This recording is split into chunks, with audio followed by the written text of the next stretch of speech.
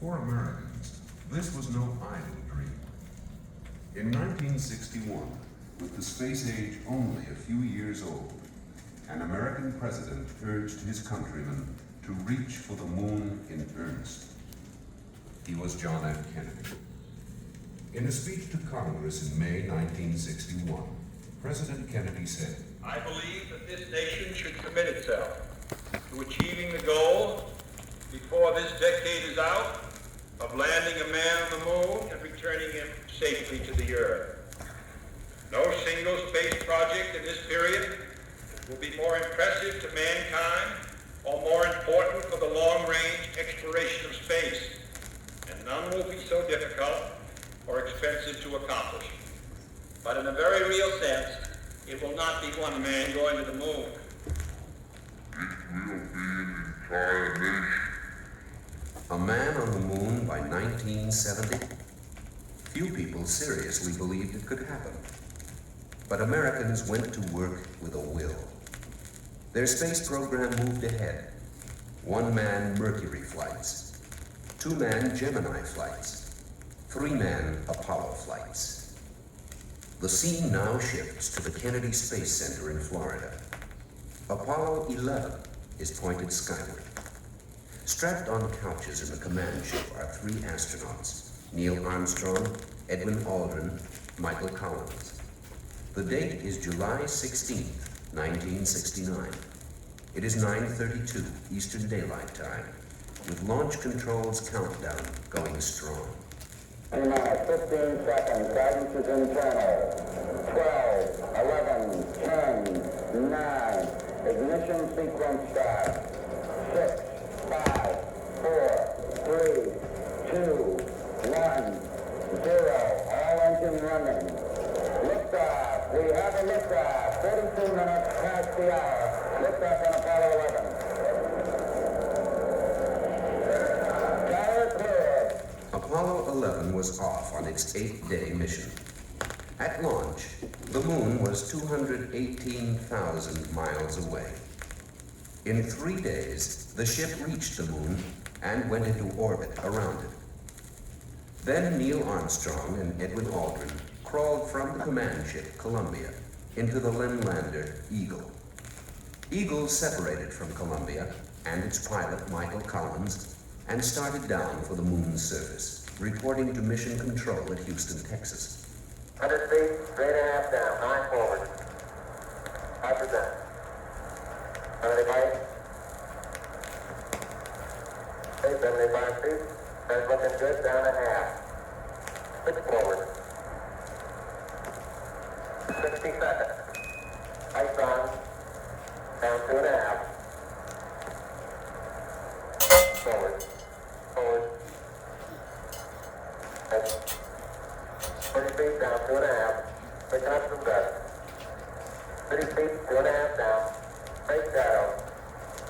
4 forward. 4 forward, drifting to the right a little. 6, down a half. 30 seconds forward.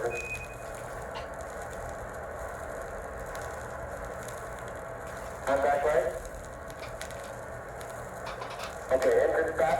ACO at a descent. Host control, both auto, descent engine command override off. Engine arm off. 113 is in.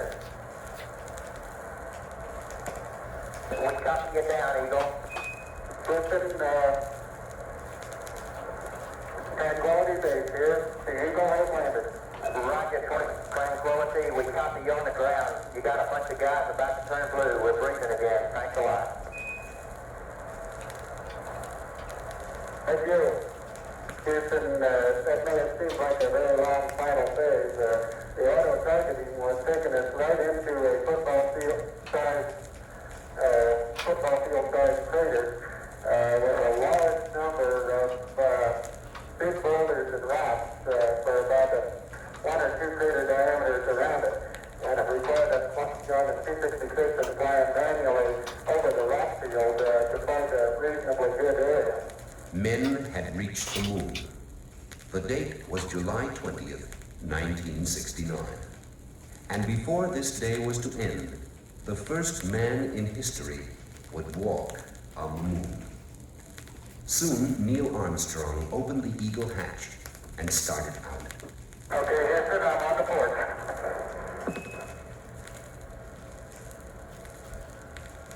I'm at the foot of the ladder. The left footbeds are only compressed in the surface about 1 or 2 inches. Although the surface appears to be very, very fine grained as you get close to it. It's almost like a powder down there. It's very fine. I'm going to step off the lamp now. That's one small step for man, one giant leap for mankind.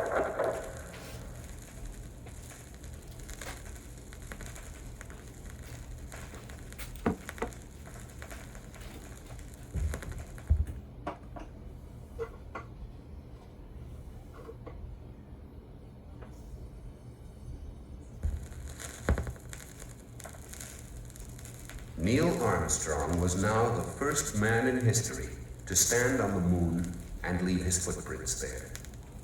He stared out on a bleak, desert-like scene.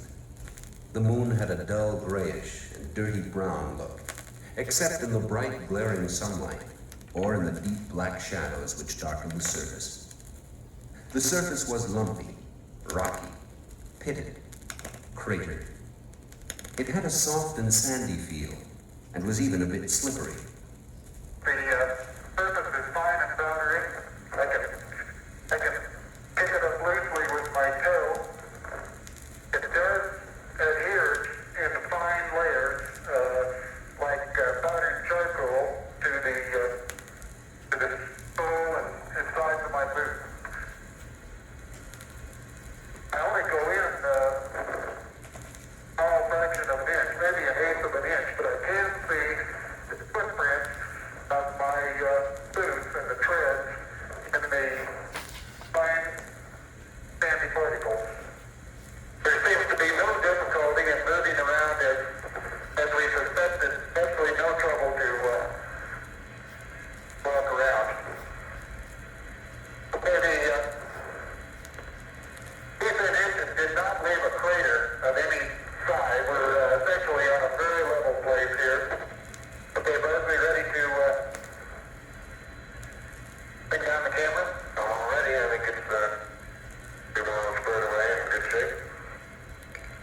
Okay, it's quite dark here in the shadow. A little hard for me to see it. I have good footing. I'll work my way over into the sunlight here without looking directly into the sun. Looking up at the lamp, I'm standing directly in the shadow now, looking up at both in the windows. And I can see everything quite clearly. The light is sufficiently bright, backlighted into the front of the lamp, that everything is very clearly visible. I'll step out and take some of my first pictures here.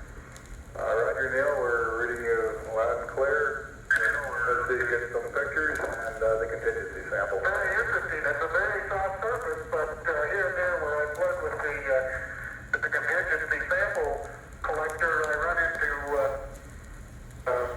very hard surface, but it appears to be very cohesive material of the same sort.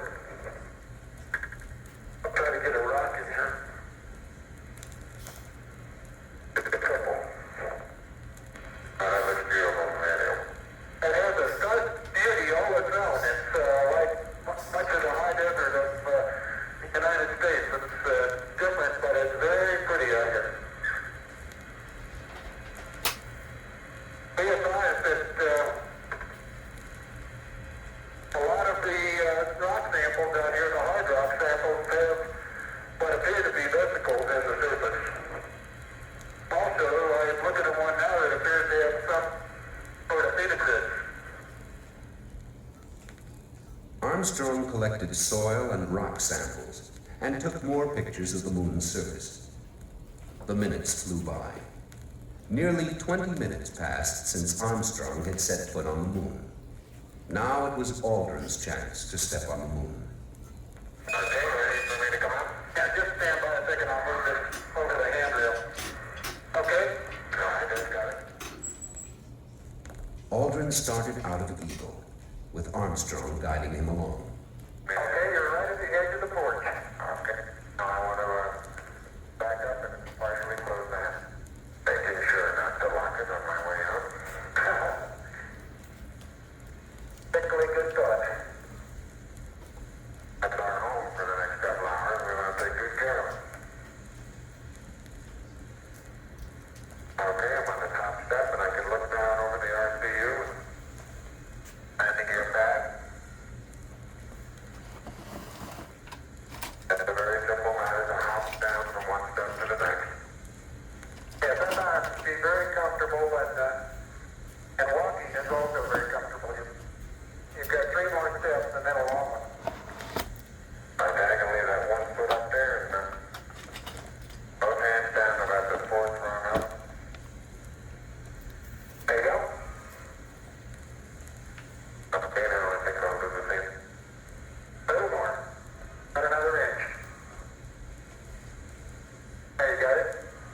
That's a good step. Yeah. About a 3-footer.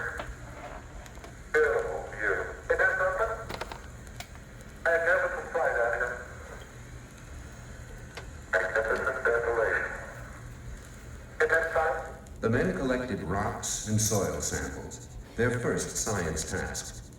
They had several others to perform, but before they could turn to them, Armstrong had a special job to do. Fasten a plaque of peace on Eagle.